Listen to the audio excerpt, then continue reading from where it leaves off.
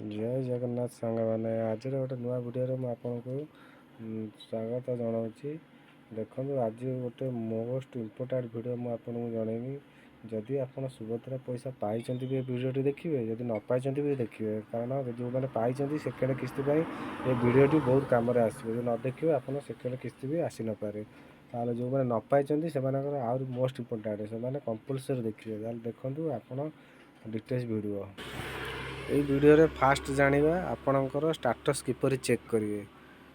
ଆପଣ ଘରେ ବସି ଆପଣ ନିଜ ମୋବାଇଲ ହେଉ, ଲ୍ୟାପଟପ୍ ହେଉ, କମ୍ପ୍ୟୁଟର ହେଉ, ଯେଉଁଥିରେ ହେଉ ଆପଣ ଘରେ ବସି ଆପଣ ଷ୍ଟାଟସ୍ ଆବେଦନ ସ୍ଥିତି ଆପଣଙ୍କର କ'ଣ ହେଇଛି ଆପଣ ଜାଣିପାରିବେ ଘରେ ବସି।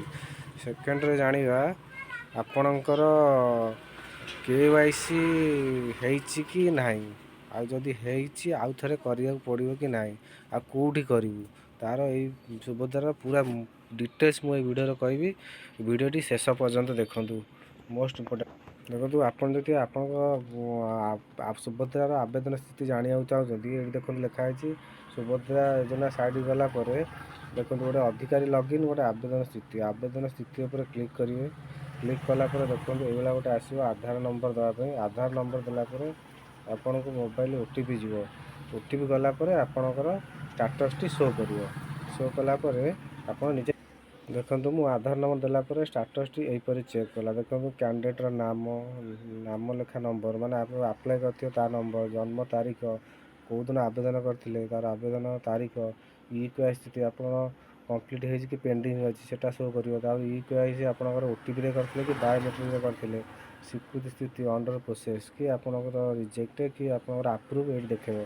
ଆପଣ ଏମିତି ଆପଣଙ୍କର ଷ୍ଟାଟସ୍ଟା ଆଧାର ନମ୍ବର ମାରିକି ଆପଣ ଘରେ ବସି ମଧ୍ୟ ଦେଖିପାରିବେ। ମନେ ରଖନ୍ତୁ, ଏଇ ଯେଉଁ ଲେଖା ହେଇଛି ଏଇ ଯେଉଁଠି KYC ପ୍ରକାର ବାୟୋମେଟ୍ରିକ୍, ଏଠି ଯଦି ଆପଣଙ୍କର ଥିବ ପେଣ୍ଡିଂ କି OTP, ଏଠି ଆପଣ କମ୍ପଲସରି ଯାଇକି ନିକଟସ୍ଥ ଜନସେବା କେନ୍ଦ୍ରରେ ଆପଣ ବାୟୋମେଟ୍ରିକ୍ କରିବେ। ଆପଣ ପଇସା ପାଇଥାନ୍ତୁ କିମ୍ବା ନ ପାଇଥାନ୍ତୁ, ମନେ ରଖିବେ, ଏଇଟା ମୋଷ୍ଟ ଇମ୍ପୋର୍ଟାଣ୍ଟ। ଦେଖନ୍ତୁ, ଆପଣ ଯଦି ମାନେ ଆପଣଙ୍କର KYC OTPରେ କରିଛନ୍ତି, ଆପଣ କିପରି ଜାଣିବେ ଆପଣଙ୍କର KYC ପେଣ୍ଡିଂ ଅଛି। ଯେଉଁମାନେ OTPରେ କରିଛନ୍ତି ତାଙ୍କର 100% KYC ପେଣ୍ଡିଂରେ ଅଛି।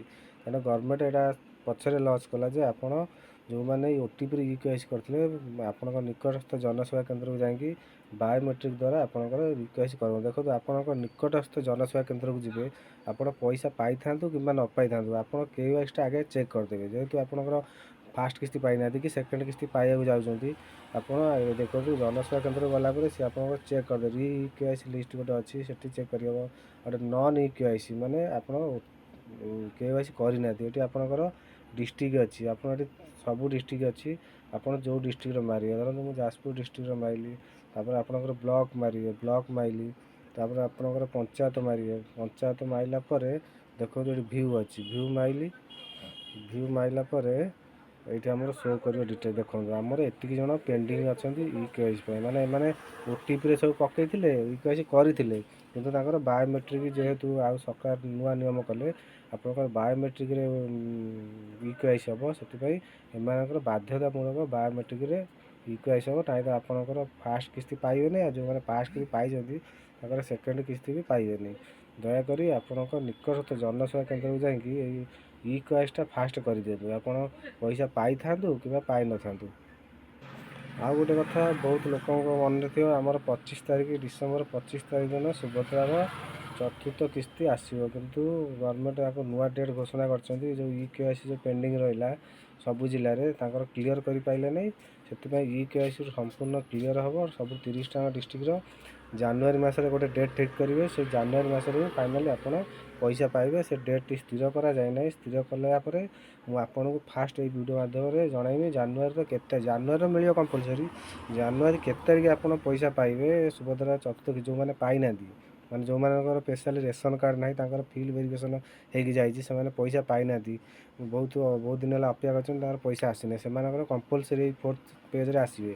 ଆଉ ଆପଣଙ୍କର ବ୍ୟାଙ୍କ ଆକାଉଣ୍ଟଟା ଆପଣ ଫାଷ୍ଟ ଚେକ୍ କରିଦେବେ ନିକଟସ୍ଥ ଜନସେବା କେନ୍ଦ୍ରରେ ଯାଇକି ଆପଣଙ୍କର DBT ଅଛି କି ନାହିଁ, KYC ଅଛି କି ନାହିଁ, ଏ ଦୁଇଟା କମ୍ପଲସରି। ନହେଲେ ଆପଣ ଇଆଡ଼ୁ ଫିଲ୍ଡ ଭେରିଫିକେସନ୍ ଓକେ ହେଲା ବେଳକୁ ଆପଣ ସେ DBT ନଥିବ, ଚତୁର୍ଥ କିସ୍ତି ବି ଆପଣ ପାଇବେନି। ଆପଣ ଦୟାକରି ଆଗେ ଆପଣଙ୍କ ବ୍ୟାଙ୍କ ଆକାଉଣ୍ଟଟାକୁ ନିଜର ନିକଟସ୍ଥ ଜନସେବା କେନ୍ଦ୍ରକୁ ଯାଆନ୍ତୁ। ଆପଣଙ୍କ ଆଧାର ନମ୍ବର ନିଅନ୍ତୁ, ଆଧାରରେ ଯେଉଁ ମୋବାଇଲ ନମ୍ବର ଲିଙ୍କ ଅଛି ସେ ମୋବାଇଲ ନମ୍ବରଟା ନିଅନ୍ତୁ। ଏତିକି ନେଇକି ଜନସେବା କେନ୍ଦ୍ରକୁ ଯିବେ, କହିବେ ଆମର କେଉଁ ବ୍ୟାଙ୍କ ଲିଙ୍କ ଅଛି, ଡିବିଟି ଅଛି ନା KYC ଅଛି କି ନାହିଁ ମୋ ବ୍ୟାଙ୍କରେ ଚେକ୍ କରିଦିଅନ୍ତୁ। ଆଗେ ସେଠି ଚେକ୍ କରନ୍ତୁ, ସେଠି ଯଦି ଓକେ ଅଛି ତାହେଲେ ଆପଣ ପଇସା ପାଇବାକୁ 100% ହକଦାର। ନାଇଁ ତ ଆପଣ ଯଦି ଇଆଡ଼ୁ ଆପଣ ଗଭର୍ଣ୍ଣମେଣ୍ଟ ଫିଲ୍ଡ ଭେରିଫିକେସନ୍ କରିକି KYC କଲେ ସେଠୁ ଆପଣ ବ୍ୟାଙ୍କର ଭୁଲ ଥିବ, ଆପଣ ସେଠୁ ବି ପଇସା ପାଇବେନି।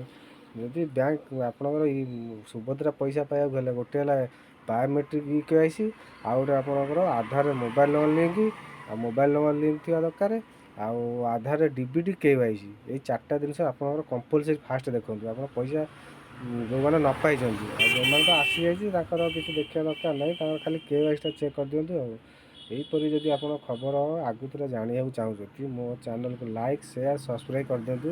ଯାହାଫଳରେ କି ସୁଭଦ୍ରାର ଆପରେ ଯାହା ନ୍ୟୁଜ୍ ଆସିଲେ ଆପଣ ମୋ ଚ୍ୟାନେଲ ମଧ୍ୟରେ ପ୍ରଥମ ଆପଣ ପାଇପାରିବେ। ଲାଗୁଛି ଭିଡ଼ିଓଟି ଆପଣଙ୍କୁ ଭଲ ଲାଗିଲା।